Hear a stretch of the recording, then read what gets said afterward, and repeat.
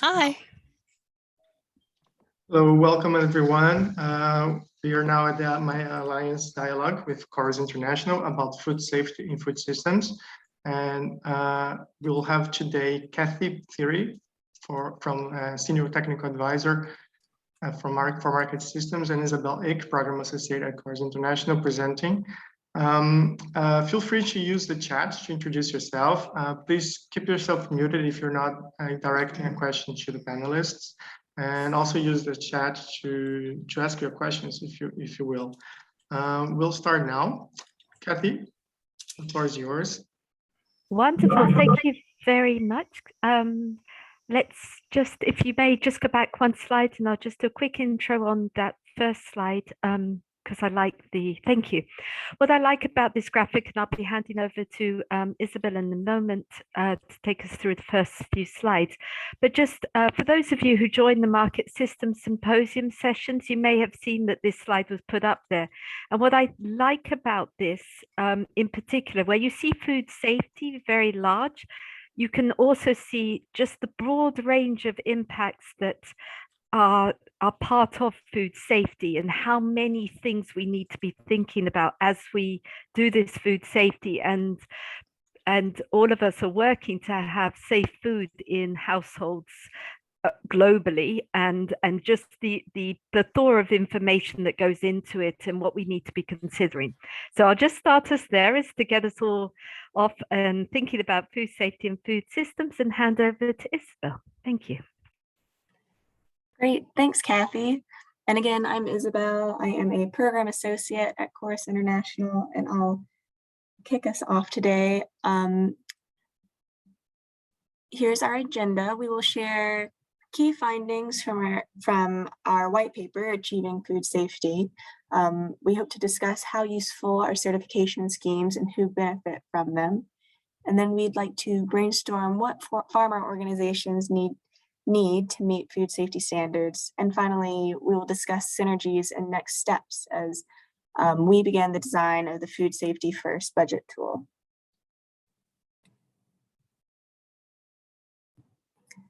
I'm sure you are all familiar with our work. We've already presented our tool improvement facility project a few times to AMEA members, and the recently published white paper is a good resource, but I'll go ahead and give a quick refresher. Foodborne illnesses cost low and middle income countries $110 billion in lost productivity and medical expenses each year. Farmer organizations often operate in unhygienic conditions without proper food safety systems or a sanitation facility for its workforce. And they may have little knowledge of human and other waste management procedures or the correct food safety processes and hygienic practices to have in their business. Governments of low and middle income countries are attempting to establish regulatory ecosystems. They're trying to identify the right incentives to affect behavior change along supply chain, and they're trying to encourage improved practices among market actors through food safety standards, training, and technical assistance. And as we've all probably seen, food safety issues are receiving growing importance, recognition, and programming attention.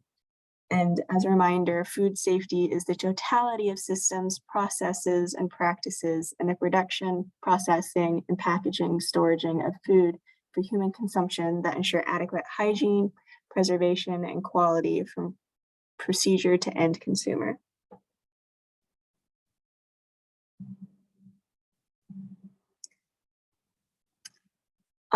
As we all can observe, issues appear when food contamination crises occur.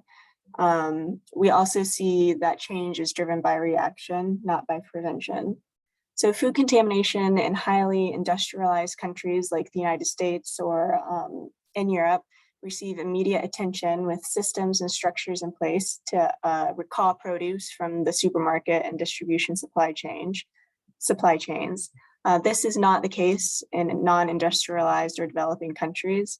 Lower and middle income countries don't have these formal processes and systems in place to quickly respond to food safety issues. There's no single design of food traceability systems. that can be considered the best solution. It always depends on the context. So in certain segments of the market, there are really good food traceability systems in place. This is mostly true for high value niche markets such as cocoa and coffee. And of course, these cocoa or coffee traceability systems can't really translate to a different product. I'll also point out that local markets don't have food traceability systems in place. The size and complexity of supply chains can exacerbate food safety and sanitary system problems. So for example, a farmer has, say, 1 cow. He's able to sell the entirety of the cow parts. But what if the farmer had 5 cows? Is there enough market demand to sell all 5 cows? Could he properly store the cow parts if he wasn't able to sell all of the cows? Would the stored cow parts be safe for consumption later? So the lack of adoption of policy and protocols, energy and infrastructure investment to address food safety issues in low and middle income countries. We've touched on a lot of this already, but a key takeaway is that lower and middle income countries adhere to export market food safety standards rather than creating their own.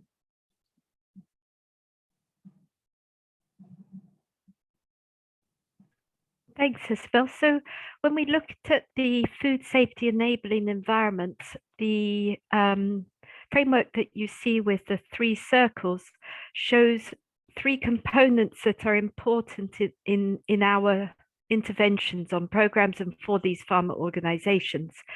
There are certification schemes for setting standards, which are primarily driven by the end consumer or the buyer. Examples of that may be Rainforest Alliance, organic certified, global gap, and the white paper goes into some descriptions of all of those as it relates to costing of food safety. And then there's the food safety standards of international bodies. Those would be related to the sanitary and phytosanitary systems, minimum residue levels that a country enters into agreements with another country on the supply of a produce. We have an example actually at Corus where we work in Burkina Faso, and there was we work with a number of farmer organizations and farmer unions, and they supply sesame to the Japanese market. And the perception is that grains are really not affected by food safety. It's not such a huge factor, except for aflatoxin in maize. Well, in fact, actually what has happened is salmonella is a problem in sesame. And a trade of that sesame over to Japan was actually rejected because Japan has some of the most stringent international standards for receiving of produce. So, you know, understanding the complexity of these international bodies, what they are adhering to is something else that impacts the entire market chain. And then the management systems for food safety are the ISO 9000 management systems, the HACCP, and GMP good manufacturing practices. Tends to be less focused at the farmer level and more around the processors and buyers and exporters. So in this this graphic that you see, farmers are central to everything because although they may not have to know every single standard, their produce is going into a market which will have to adhere to every single standard if it's going to an international body. And so those export supply chains are very stringent in the food safety standards, and it impacts those processors, buyers, farmers, and farmer groups. But then the decision makers are those policy decision makers, the WTO, the processors, buyers, and exporters maybe are able to influence those standards and what changes are taking place and how is that information funneling down to the farmer.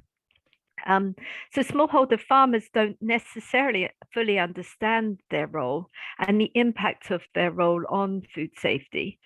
And farmers find it difficult to uphold food safety standards, which can then lead to them being excluded from growing markets. And the farmer organizations will pursue certifications, those certification schemes that you see mentioned there, without not necessarily understanding the implications on their business costs, which certification standard is the right one for them to be pursuing. And if we could go to the next slide, Felipe, thanks. A lot of words here, but just to speak to the food safety culture, there's a growing body of evidence and information out there that processors, traders, farmers, all of us need to be aware of a food safety culture in our design of interventions, because it is going to enable us to be responsive. Food safety culture is across the spectrum of that supply chain. It involves educating people who are working in those places to be able to understand what their role and responsibility is in that food safety system and in the food system. And it's looking at keeping those staff, if we take the example of a green bean processor, packager in Kenya, who is exporting to the European market, they need to stay abreast of the certification changes, the changes to SPS systems and standards, and they need to remain certified so that they keep that market potential. The effectiveness of the SPS standards and systems depends on the technical expertise of the human resources, and it also depends on the physical infrastructure. There's a lot of focus on the good manufacturing practices, GMP and so forth, around physical infrastructure, and where there is a processor who is invested in infrastructure, the HACCP control systems are very stringent and guide you well. But it's so much more than that, and that's what the white paper also speaks to. We need to also bring our farmer organizations and the local non-processing enterprises in to understand these complexities. There are many tools out there, such as the Global Food Safety Initiative, which is a capacity building tool. There's an IFC Food Safety Handbook. Perhaps some of our colleagues from IFC are on the call, and that'd be great. That also guides everybody through these stages and what is required. Certifications can be consumer and buyer driven and centered around their concerns, not necessarily the concerns of the farmer. Literature shows that costs and capability requirements of preventative standards are considerable. From our research, we learned this. And there's a lack of guidance, tools, and templates on how a farmer organization would plan for and allocate costs for this, and over what time frame, which has led us to believe that there is no costing tool out there. And part of the work with the mayor and this tool improvement facility grant is to design a food safety first budget tool. It's in the next slide. So we'll dive now into some of these certification schemes and who benefits from them. We've pulled out 5 of the 10 that we have in our white paper, and apologies for it not being absolutely clear. As we enlarged it, it didn't stay very clear, but you can see that they're the ones that we've mentioned several times: the Global Gap, the Global Food Safety Initiative benchmarking requirements, organic certified, fair trade for small scale producer organizations, and the Rainforest Alliance Sustainable Agriculture Standard for farm requirements. And along the left side of the implications of food safety includes, we've looked at some of the aspects that would relate to food safety. And where you see the green, orange, and red, green means that that certificate does make mention of that food safety implication. Orange means they mention it, but vaguely so. And then red says that they do not mention it at all. So what we can see is good agricultural practices on agrochemical usage, pest management, is very strong across them all, that they all take that into consideration and that impacts the farmer directly. But if we look at something like worker health and safety standards, it looks like it's actually quite good, with the exception of organic certified, not having anything directly referring to it in their certificate. Good management practices, on the other hand, is only on the global gap. The others are less involved with it and are not referring to it as much. The other area that is interesting, there was a scarcity of information on the cost to the farmer for these certifications. And we also tried to provide analysis on how often might a farmer need to renew that and what standards they might need to adhere to be able to renew that, so that they're planning for their costing, planning for their businesses. On the whole, these tend to be international export focused. They're not about the local market trade, but there is a local gap that is emerging as part of the global gap work. And we'll get into some conversation around that when we go into breakout groups. Again, we see the certifications are export oriented to the needs of the buyers and the consumers. The global gap is the most comprehensive of these certifications as it relates to food safety. And farmers and farmer organizations and processors, all of us along the market chain, have to think about the value and return on investment of making these changes to your businesses in the food safety standards area. And we'll move to the next slide. Thank you. Good. So, what are some of those costs to food safety and selection of certification? Bucketing that information into three main buckets. What we see is it's production focused around good agricultural practices, the pest management, the post-harvest handling, the agrochemical usage and disposal. There's a lot of program interventions that focus on GAP. And farmers' uptake of it is pretty good for the most part.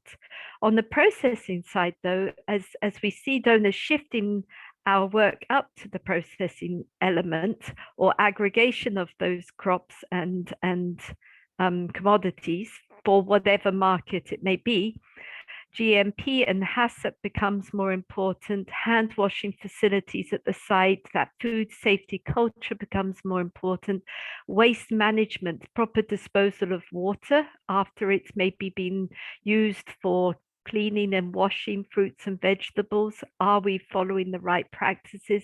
Those are some of the things that in a highly industrialized country and context, those processes have been adhering to those for years. They've been expected to comply with them to be able to operate. But in low and middle income countries, waste management is just now coming onto the horizon of our thinking and our planning. And how does that even interact in food safety? And then product traceability, as Isabel mentioned, is a very growing area. There are a lot of different types of product traceability platforms going out there. There are barcodes that are being used, QR codes. There is new information around, interestingly, around the use of plastics in product traceability. I'll give an example. When we buy our apples in some places, let's say even the South African apples that are shipped around Africa, will probably have a little plastic label that says it's a Gala apple, so that we can tell that it's Gala versus Macintosh or another red, delicious type of apple. That piece of plastic is now under question because we are using plastic, which is in itself an environmental challenge. So what are the alternatives? We know that in places such as Vietnam, they've started to remove all plastic packaging and use banana leaves to wrap their produce when it's sold. We think of plastic as helpful to keep the food safe and uncontaminated. it's free of dust, etc. So these other alternatives are being explored in the environmental space and the sustainability space. How does one do product traceability on something that is wrapped in a banana leaf? It opens up a whole new area of thinking that we need to consider. And how do our farmer organizations participate in that? Next slide. Great. So we've just given you an overview, and we'd be glad to take a couple of questions if anybody has any. Maybe this would be a good point to, yes, Isabel and I could answer any questions or any contributions people have from those first few slides. That would be very nice. Schaefer, good morning. Please, please feel free to speak up. Hi, Kathy. Nice to hear from you. So one thing that's been coming up that we've been, seeing, obviously, USAID has an increasing focus on climate smart agriculture, as we all do. And, I'd like to hear if in your research you looked at the relationship between changing climates and food safety, or if you have any thoughts on how we can think about food safety in the context of rising temperatures. That's a wonderful question. And the short answer would be the white paper did not cover much on it, because it focused more on those management system certifications and international standards and the policies and procedures related to it. That said, the impact of changing climates on food safety is huge, and examples of where we would see it coming into, and I'm thinking off the top of my head right now, where we would see it having an impact with those rising temperatures. Think of a wet market in Senegal, who's a meat vendor who's selling meat, and it's hotter and hotter and hotter, and he or she has not got cold storage or chilled storage or reliable infrastructure to support that, or the local authorities who run that local market don't have those proper processes in place, are unable to handle it. With that rising temperature, the contamination is, of course, going to be much faster and higher. And so those chilled and cold chain facilities are going to be even more critical, if you will, for keeping the food safe. That's just one that comes off my mind right now. But I open the floor to others who may have a contribution to that, because I know there's a lot of expertise on the call. Would anybody else like to contribute on that matter around changing climates and food safety and rising temperatures, and what is the research or evidence or anecdotal practical examples that you are hearing?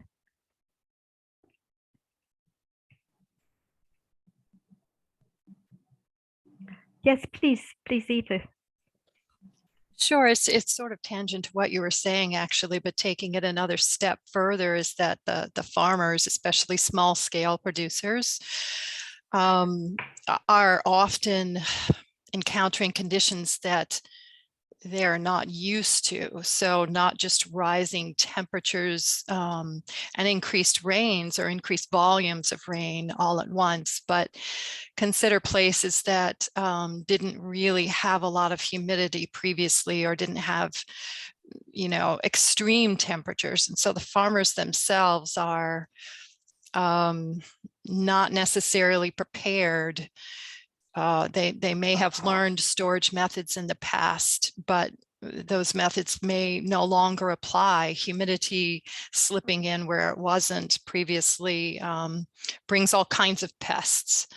And certainly one of the pests, not just insects, but fungal and bacterial pests, as Kathy was mentioning, aflatoxin. So even seeing aflatoxin where we may not have seen it previously. So this kind of changes as well, and just the additional need to focus on capacity building of farmers to deal with the conditions that they're looking at now and in the future is really important too. Thanks. That's an excellent example. Thanks, Eva. That's very tangible for all of us. Good. Any other clarifications, comments, contributions from others? Not at this time. Doesn't mean there isn't an opportunity. What we'd love to do now, we're quite a small group of 14, but I think it will still work to break out into 2 groups. And we'd like one group to look at the top question and another to look at the bottom question. We mentioned about local gap, and this is a spill on from global gap, and they've started to introduce this idea. It's relatively new. And so what we'd love to know is how much you know about local gap in the countries and contexts that you're working, and what is the viability of local gap to raise the food standards at the local level. And we've put in a web link so that you can actually go to the site as well. And what thanks, Schaefer. And what budgetary costs do farmers organizations need to think about and plan for? If you could sort of put together some of those costs and those items of costs, that would be one group. And then the other group will work on at what percentage of exports does a farmer organization need to invest in upgrading its practices and infrastructure and premises to meet food safety standards? And what percentage do we think that is? And we could pick a crop. It could be something as simple as avocados in the Tanzania market, because it is consumed at the country level, at the local level, nationally, but it's also an export crop. At what point does a farmer organization think about upgrading and investing in that, so that we are, in our work, we're guiding the organizations. It'd be just great to brainstorm with you all and have some contributions. So with that in mind, I'll hand to you, Felipe, to lead us through the exercise of breakout groups, if that'll be okay. And we take about, let's allow for 15 minutes of sharing. And so we would be back at 9:45. Thank you, Cheryl. Yeah, it's 9:30 and everybody has other meetings, so we appreciate you.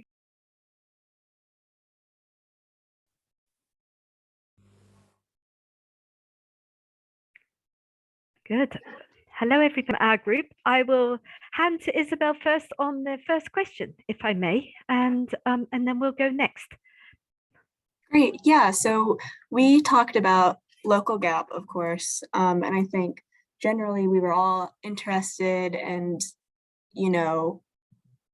hopeful in what it could do to raise food standards at the local level. Of course, our conversations shifted a little as we discussed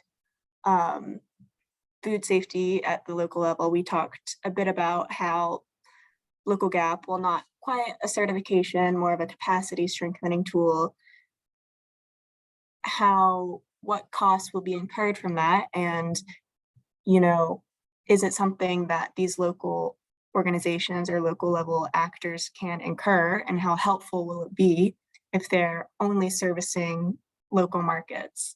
Because I think we discussed that there's more money in export markets. So what incentives are there to make food safe at the local level if there's not quite that monetary incentive? We talked about, consumers can be an incentive. The local consumers can be an incentive for safe foods. We talked about how the government may need to come in to kind of institute some standards to be, an incentive in some way. And yeah, I think that's it. I don't know if I missed anything. Please speak up if I missed anyone's point.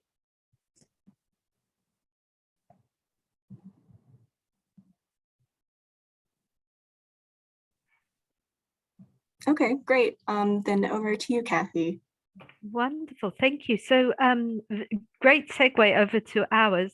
As we thought about the percentage of exports, what percentage does a farmer organization who is exporting decide to invest in and upgrade its practices and premises, and to meet those food safety standards. And we said that it depends on a number of factors: the crops, the logistics, the market that they are satisfying, and that affects the costs and what investment decision to make.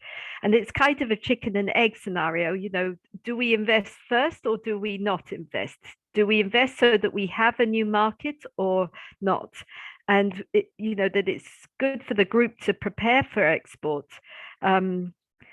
But they're not going to get the export market unless they're abiding to those rules and regulations of those international standards, certifications, and management practices that the white paper highlights.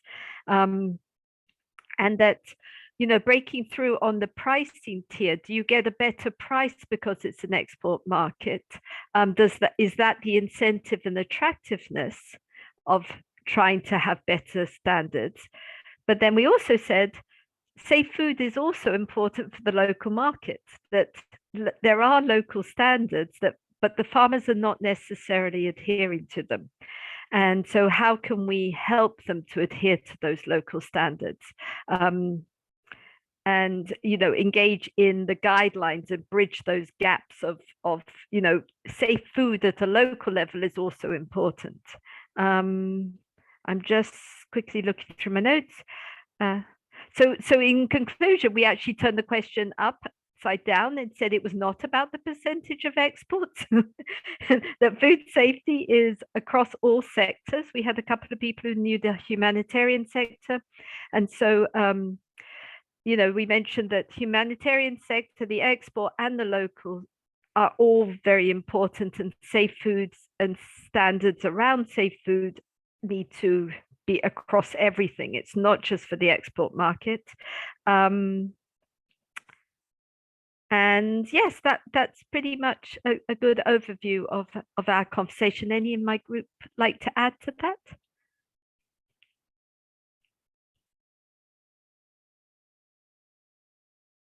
I think we're okay. Wonderful. We'll go on to the next slide. We've done this, so that's perfect. Let's move.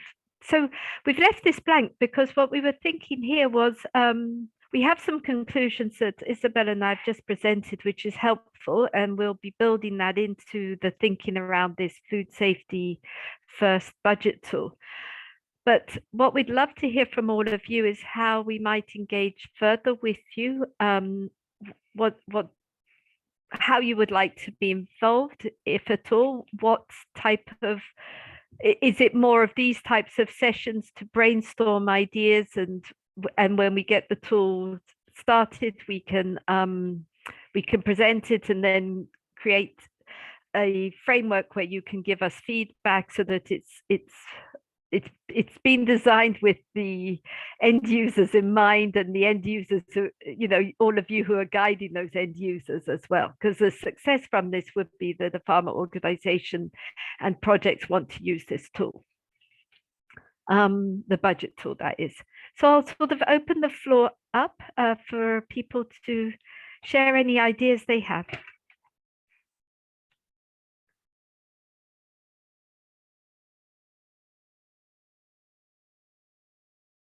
Please speak up, Eva, please.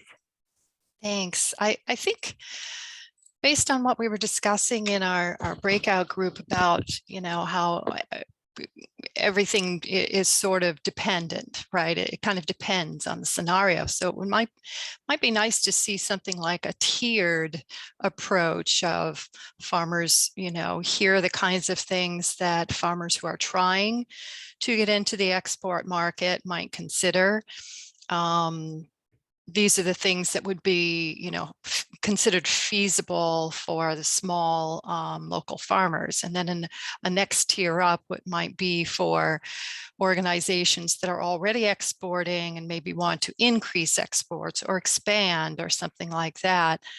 And of course, a completely separate tier for those who are learning just better production methods at the local level for local production and consumption, as many people mentioned, which is equally important for food safety. But of course, if they're doing local production, they may be dealing with volumes that don't encounter the same types of health threats that larger volumes might, and they don't need to consider international rules or country-specific rules, things like that. So a tiered approach might be helpful. Yeah, I like that. That's a good idea. And it also could be tiered according to the type of commodity grown as well, because all of those will also be different. Grains That's last true. longer, store Right. longer than tomatoes, which will have gone off Right. in 3 days. Right, right. The fish is the best example. Within 3 days, it's gone. It's not, and even if it is properly stored, it's only 5 days before it needs to be consumed, unless it's frozen. So there's that's also helpful. Good, thank you. Others ideas?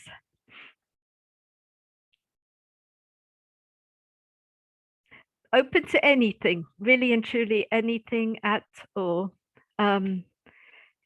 We'd love to have any ideas that you've got, or any level of engagement that you might like, or your organization might.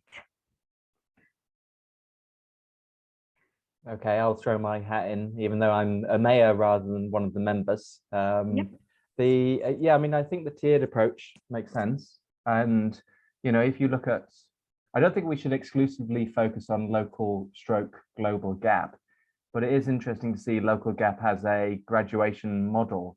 And in theory, you could look at that graduation model and look at the costs of moving up, through different tiers.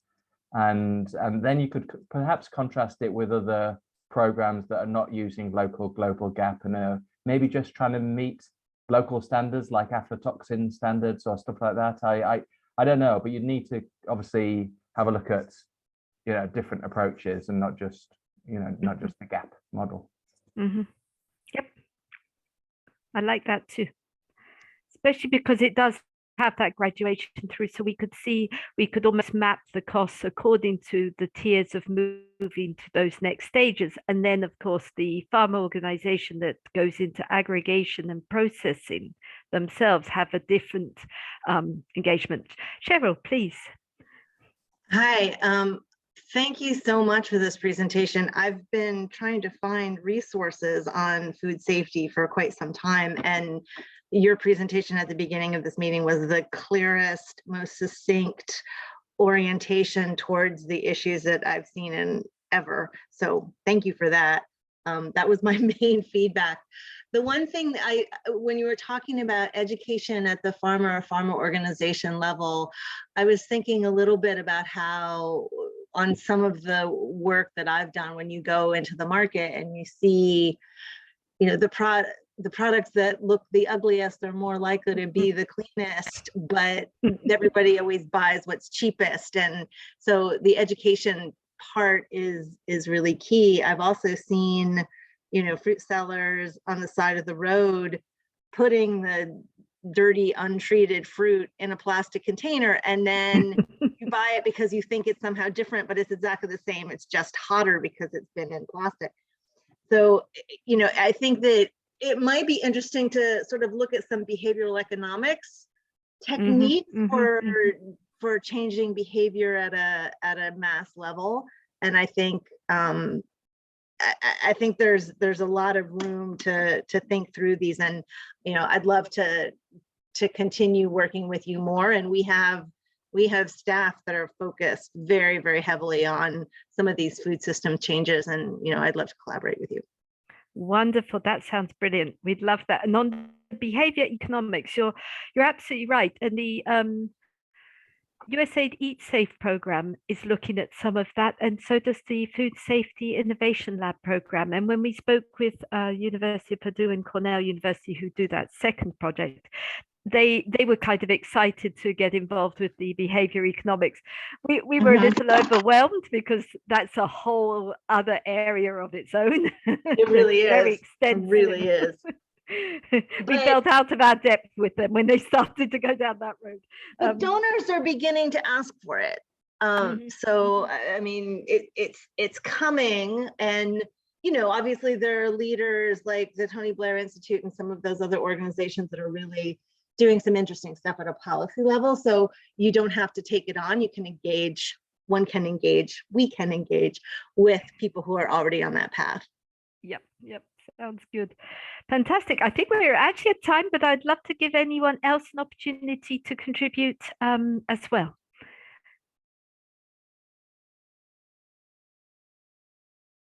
Going once, going twice. All done. Wonderful. Thank you very much. We're a small group, but I think we you know, we're all interested in this, and that is fantastic when you've got people who are committed to the topic area. And I'll thank you very much and hand you over to Felipe. Thank you very much, Kathy and Isabel, for this session. And thank you everyone who participated. There will be, of course, developments regarding food safety coming from the TIFF co-funded project. So stay tuned, and yeah, see you next time. Thank you very much. Thank you. Bye. Thank you. Thank you. Thank you. Thank you, Bye. everyone. Thank Thank you, Thank you, everyone. Thank you, Mark.